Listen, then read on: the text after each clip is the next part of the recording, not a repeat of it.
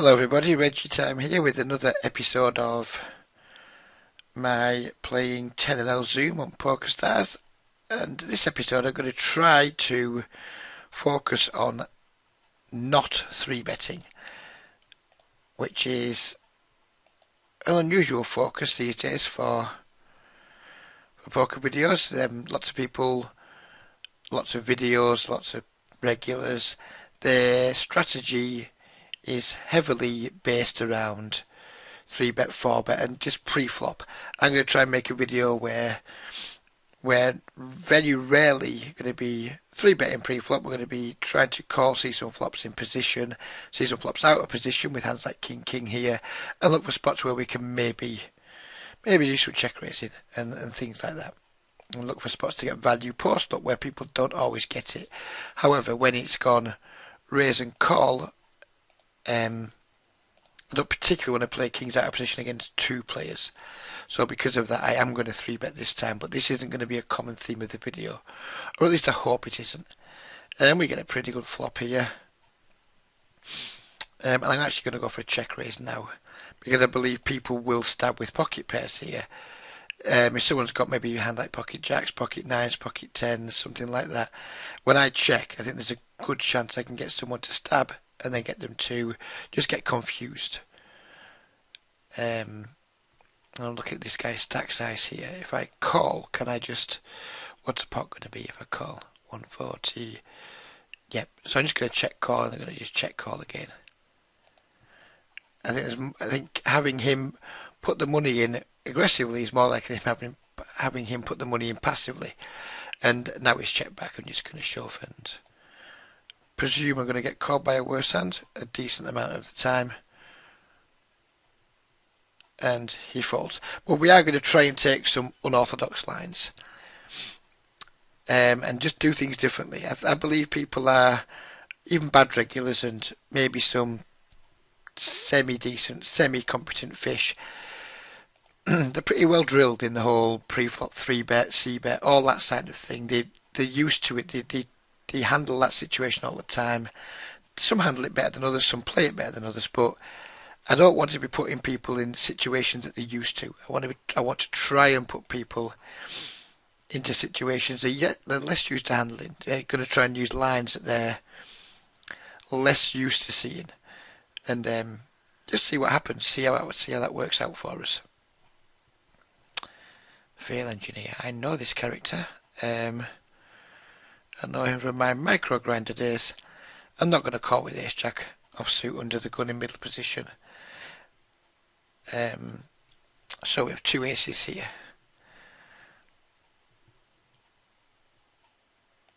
I was tempted to go for a limp call or limp raise there, just for the sake of doing something a little bit different. But no, we're not going to do that. We're not going to go to those extremes.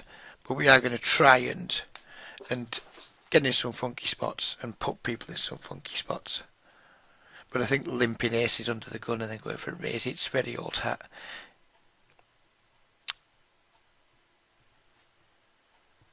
So with the jacks on the king at 7-5 dry, it's not the best of odds to c-bet because it's not too many worse hands can call. Obviously pocket pairs are likely going to call at least one street.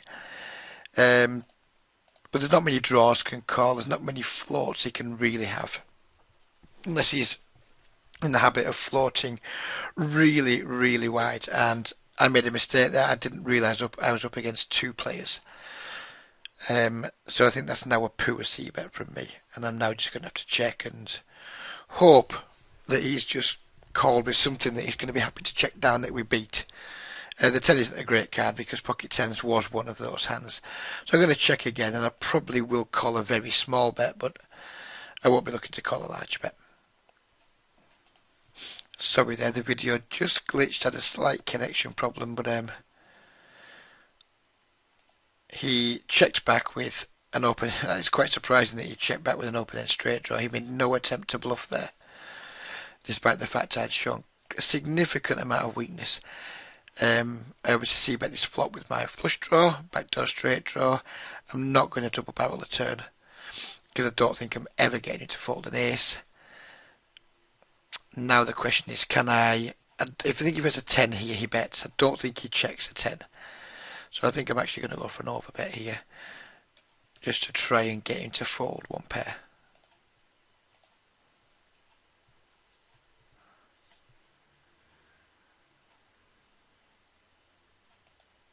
And he does fold. I think that's a really good spot to bluff here. When he doesn't bet the river, he just never has a straight, and it's going to be hard for him to call when we're betting so much. Because you just see so many players that do that in these games, and they've always got the straight.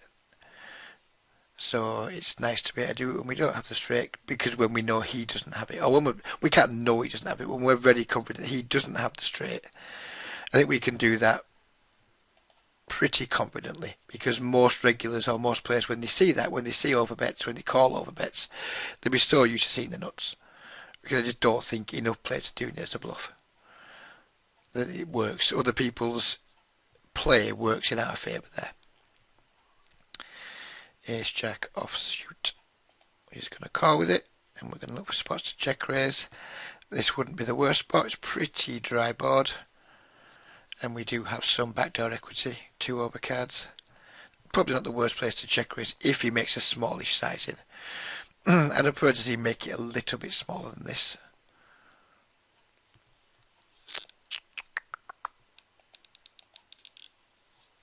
I'm going to check call, then we're going to go for a turn check raise, I think. If he makes what looks like a thinnish sort of value bet. If he absolutely blasts it like 90 cents plus, I wouldn't have gone for a check raise. But had he bet like 50, 60, maybe 65 cents, probably would have gone for it then. Now it's a matter of, if I bet for value, can I get called by worse? If I check, is he going to bluff, use the ace as a bluff? I'm going to check and give him a chance to use the ace as a card to bluff me with, because he should bet this quite widely. And there's obviously a good chance we can be beat here. He can have ace, queen, ace, king and take a similar line. But yeah, we're going to call. And it worked out.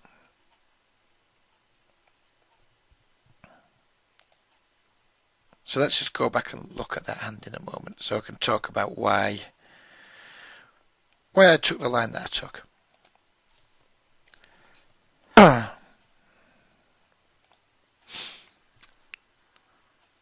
4, 6, 7 dry, no real backdoor draws though.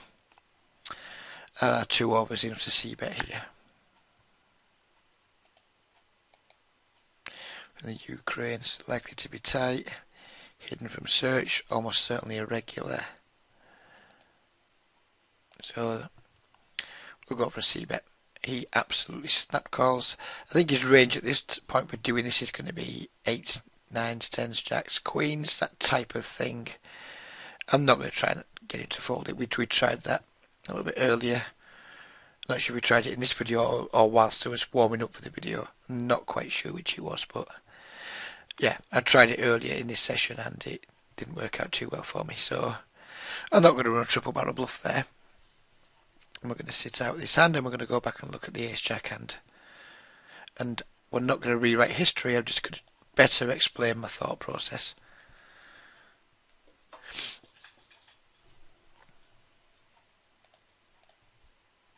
Make a small c-bet here, 2 overs, backdoor flush draw. We get snap, check, min race. We can't fold to this. We're getting way too good odds to suck out. So we'll just try and suck out. And we don't suck out. And now he's probably going to bomb it and we're probably going to fold. Oh, he checks again. Interesting. I mean, I don't intend to put any more money in this pot unless he makes a super small bet. And he has made a super small bet. We just have to pay this off. We're getting nearly 7 to 1 in our money. We're beat nearly all the time here, but we have to pay off. And this is the time we weren't beat, which is why we have to pay off. So yeah, that works out too. So let's go back and find the ace jack. So in keeping with the theme of the video, I elect not to 3-bet here, and I do this to keep players' ranges wider. The wider ranges are pre-flop, then the wider we can keep ranges post-flop. The more we're going to be able to utilise our skill advantage. If we 3-bet here, he turned up with King Jack in the end. He may or may not call with King Jack. So we're just going to make him fold a lot of hands that would ahead of. And when we 3-bet, it takes away our chances to be a little bit more creative post-flop. The money we don't spend by 3-betting pre-flop, we can spend by taking some speculative lines post-flop. Now, not everyone likes this. It's not always that easy to justify, particularly against unknowns, but for me, it just makes poker more interesting. It keeps people off guard against you a little bit more. I hope makes you a little bit harder to play against post-flop. I believe I think too many players focus on pre-flop in No Limit Hold'em these days, and I think playing post-flop is kind of incidental almost to the whole pre-flop game that people seem to be, in my opinion, a little bit too obsessed with. So we get this flop, and we could easily just check fold here. It's a pretty dry flop, but we got 2 overcards, we have backdoor straight draws, and we're going to have plenty of bluffing opportunities. So I could have also gone for a check raise here. I decided just to float. Because it's a dry board, he can be c-betting this with a lot of his range. There are some straight draws out there, but that's about it. I expect things like King, Queen, King, Jack, like he did have. Who knows what else. But I expect him to be betting this with a pretty wide range, so I'm happy calling. And my plan at the time was to check raise some turns. The turns I was going to check raise were going to be Queen, King, Ace, and anything that brought about a 4 straight. Because I think I can have lots of like pair plus straight draw combinations here in my check calling range. So that was my plan.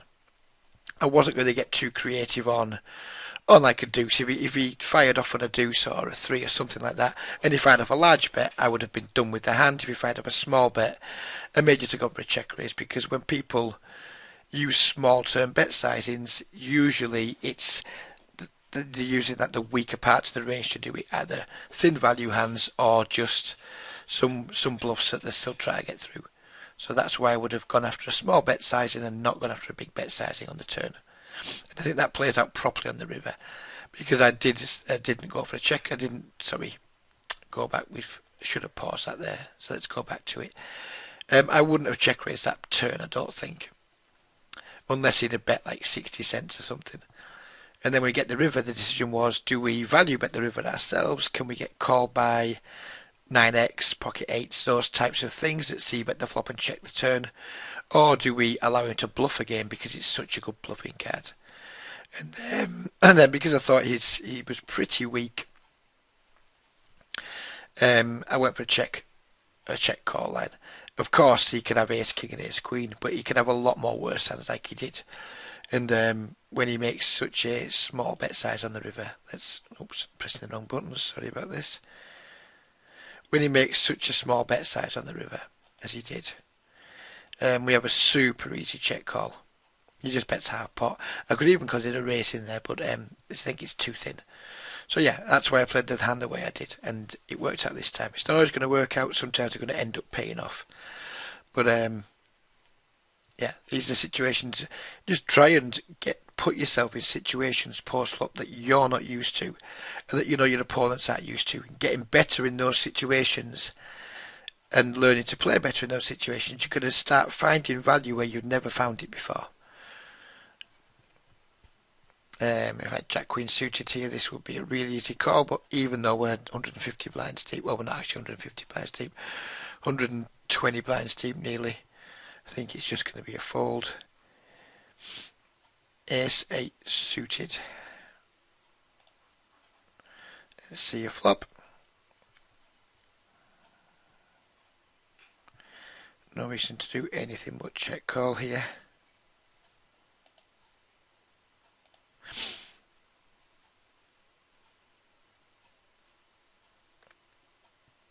What do we know about this character? Again, hidden from search. Probably irregular.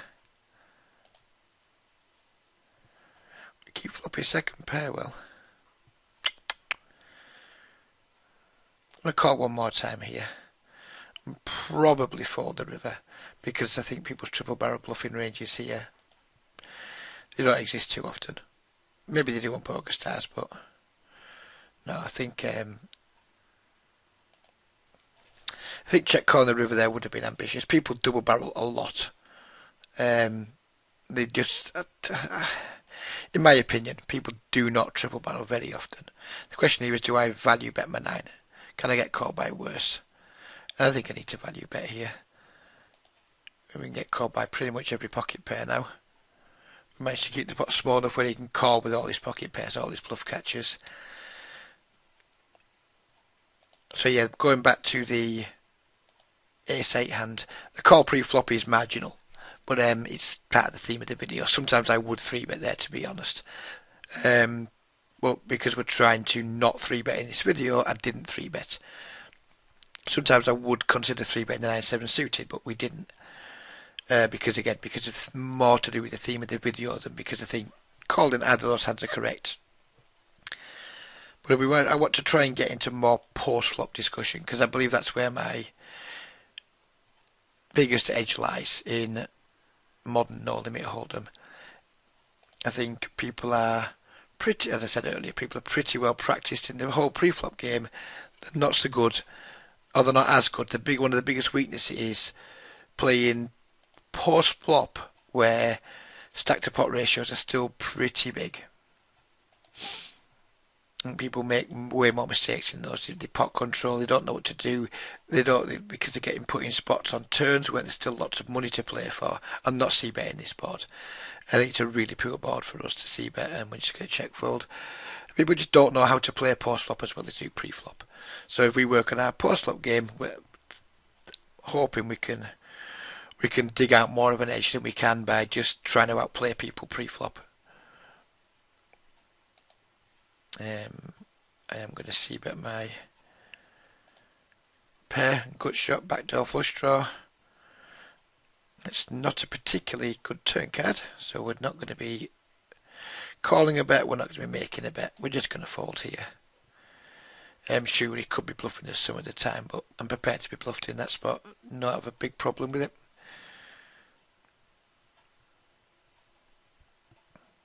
And again, this is another benefit of keeping pots small, is it's easier to fold in the marginal spots, in the way, where people could be bluffing or what have you. Just because the pot's much smaller, we don't feel as committed. We're going to make less mistakes because we're not going to feel as committed to pots, or we're not going to be as emotionally invested in the pots. So we can hopefully, by remaining a little bit more emotionally detached, we can make some better decisions.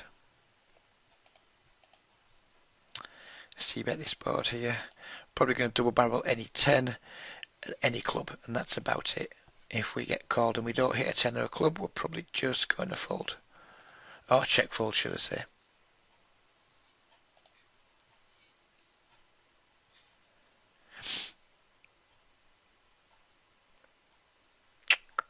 Check back with the 4s, no reason to bet really.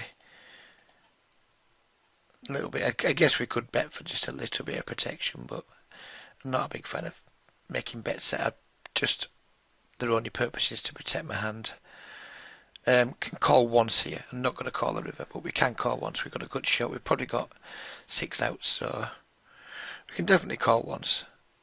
I'm not going to call a river, even though it's mighty tempting, because now the queen's come, there's just less queens he can have. I made a mistake by not c-betting this flop, for the record. Now I'm just going to fold. I made a mistake by not c-betting because I was too busy focusing on this hand. No,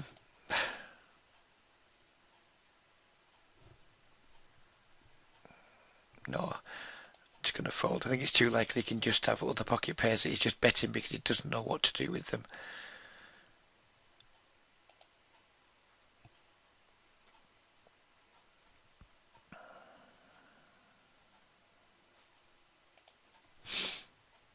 So we're going to call again with both our hands here.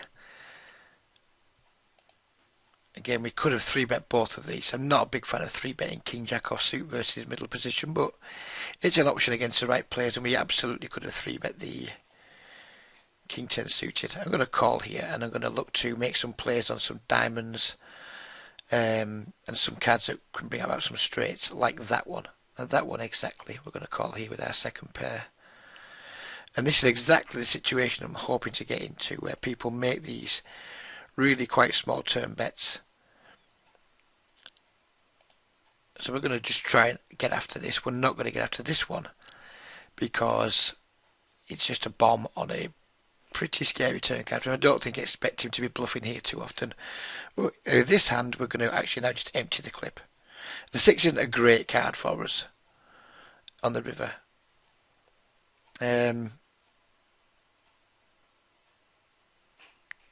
Now, can we overbet jam to get him off an overpair? This is the question here. And let's go for it. And he just snap folds. But that's kind of, let's go back and look at that hand again and why I took the line that I did. Because again, it's unorthodox. But these are things we can do when we keep pots small or smaller. We get we're less invested in the pot, emotionally invested, and also our opponents are less emotionally invested. When it's 3-bet pots, people's egos come out, the chest beating comes out. We all start to act a little bit like primates. And so we keep pots smaller, people get a little bit less emotionally invested, and we can get people to fold a lot more. So we just called this flop. We absolutely floated this flop, and my plan was on any 3, 4, 6 diamond, anything that any kind of draw that can call this flop that hits a turn. It's going to be really good for me, for my range, and a lot worse for his range. So I float the flop, and we hit a really good turn card for our range. Not our particular hand, but for our range. When he just bets 40 cents again, a very reliable bet size until that bad players have is when the bet size doesn't change from flop to turn. It generally means their hand strength hasn't changed, their hand strength hasn't altered. So he could be doing this with a hand like pocket 7s, pocket 8s, pocket 9s, who knows, even as much as pocket aces, pocket kings, those types of things. And he might just be trying to pot control with a draw or something like that. If he has 2 diamonds, he might be trying to bet small just to prevent me from raising. So when I see these small bets, I usually get after them. So that's what we did. And I don't mind when he calls, but it doesn't necessarily mean he's going to call a river because there's still loads of play left in their hand because we've got super deep stacks still. Whereas if we'd a 3-bet pre-flop, he'd have called, we'd have tried this line. There's much less play left in the hand because people feel committed way easier. By now we'd have 3-bet to say 90 cents, he'd have called. So by now there could easily have been maybe up to $6 in the pot. So when I then make a play on the turn, I'm kind of asking him to commit. Whereas when I make this raise now, I'm not asking him to commit. I'm asking him to commit some chips to the pot, but he's not going to feel anywhere near pot committed. So we can get him to call with a lot of hands.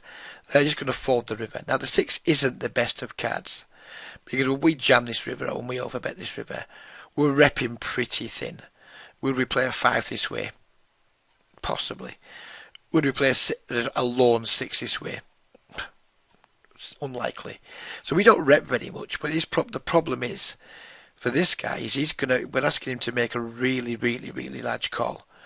We're asking him to put nearly 100 blinds in and just praying we don't have it. And in these games, usually when players take the line I've taken here, the call flop, raise, turn, and shove river, more often than not, they ain't bluffing. It's just we're putting him in a really tough spot. And if he calls, well, good for him. Congratulations. But we are putting him in a really, really tough spot. And if he wants to always call against us with his overpairs here, that's fine. We can make a note on this guy. And we just don't do it against him again. And we just take this line with our nutted hands. And just expect to get called a ton from him. That's where I took the line I took. It is unorthodox. I expect a lot of people will disagree with it and not like it. But yeah, I think it's fine. And it worked out. So, go us. Play the video through till we get one more hand that's worth talking about, and then we'll call it a day because we're already up to nearly 25 minutes. These quick videos, you don't have flying. So again, we're just going to call pre-flop in a spot where we could definitely 3-bet for value against somebody whose stack size suggests that they're not, and from Australia, whose stack size and location suggests that they're not going to be particularly good. We're going to just check call here with our open ender. We're not too happy because we can't hit the ace or 9 of hearts. So I'm not too happy with the situation. But we kind of have to call there at least once. And we're just going to check fold when we hit the heart on the turn. And we're not going to be too concerned about it. Hopefully a hand will come up soon, because I don't particularly want the video to go on too much longer. I think 9-7 suited versus middle position, I think it's just a little bit too weak.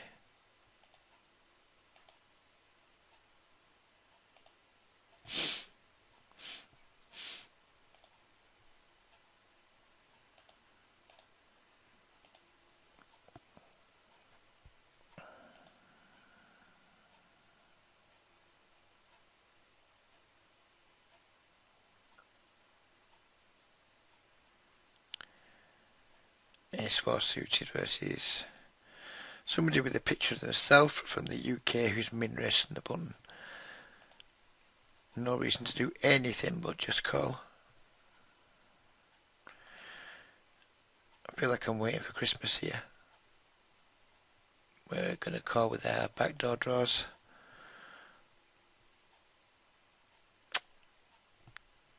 Ace-4 suited. Yeah, why not? We'll have a little peel and we flop a flush draw, which is exciting. We're just going to check fold here.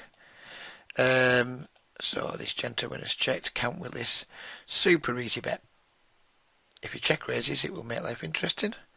And he does check raise. So what do I think his range for check raising is here? I'm going to think it's for value most of the time. I think he's going to have Ace King. I think he's going to have sets. We have way too much equity to fold though. But I don't think raising does us any favours. So we'll go back and review this hand in a moment. So now I think the guy just has a... just has a strong hand a lot. But if we call here, we're not setting up stacks for the river, so I'm going to make a small raise. But this time it's different because we are kind of committing ourselves here. But I mean, it's awkward. I could have just shoved a guess, and maybe I've made a small mistake there by raising. But let's go back and just review it, because kind of when I looked at what I left behind there. But I didn't want to just call, so let's go back and talk about why maybe jamming may have been a better option there than making the raise size that I did make. So I think the call pre-flop's fine. We're going to get squeezed a lot, which is unfortunate, but I think it's fine. I think when a player check raises this board, I mean, some players will just check raises the bluff sometimes. I don't really know why, but they will do. But I think a lot of the time they're going to have sets too, because people just like to try and pump as much money in the pot as possible as they can. So I think his range for doing this is still really wide. If he's like a creative player, his range can still be really wide here. It can, and I don't know anything about him, which is kind of a problem. So I'm going to resort to my default line of thinking, which is when people go for check raises, most often it's for value. So if it's for value, then even though I could just 3-bet and get it in here with my flush draw and my 1-over card, I don't think that's optimal. It can't be a huge mistake because of how much equity we have, but I don't think he can be a good play either. And he's given us great odds to continue in the hand by just calling here. We're getting like 2.5 to 1 on our money. We're a 5 to 1 dog to hit. But we have lots of implied odds. We don't always have to fold. The some turns we don't have to fold on. So I think calling's easily a good option, easily the best option. And this is the interesting spot now. He bets pretty big. He bets like whatever that is. It's getting on for 2/3 pot, possibly slightly more than 2/3 pot. So I thought he had a strong hand. I really did. We don't have to have a flush here. We can just have King X and some other draws, some straight draws and what have you. So we don't always have to have a flush. So he can definitely bet into us with a set here. And so I wanted to just price him into call with his sets. That's what I was trying to do with my raise. But then when I made my raise and I saw I only left like $5 behind and the pot was huge, I kind of wish I'd just shoved now instead. Because when I do make this raise, I'm not fooling anybody. I'm not doing it to try and make him shove light or anything like that. I was doing it to try and get some crying calls from his King X, from his sets. But I mean, I guess his sets are just going to call a shove too most of the time. So yeah, I'm disappointed with my raise size. I think here I should just call or shove. I think my raise sizing was poor. Yeah, looking in hindsight, I wish I'd just shoved now or called. Well, probably shoving. So yeah, a little bit disappointed with how I played that hand, but hopefully you've found the video somewhat interesting in terms of just opening your mind to getting away a little bit from the pre-flop wars that everyone's pretty well practiced in, and just opening your mind to a different way of just not three-betting very often at all, and then using the fact that ranges are wider and you can have some stronger hands in your calling ranges to your advantage post-flop, and perhaps focusing on improving your post-flop skills and looking for edges that you previously haven't found because of your pre-flop strategy. So yeah, I hope you found the video interesting. If you have any questions, please do respond on Reddit or on YouTube, and I will try and answer them all. Thanks for watching. Take care until next time. Goodbye.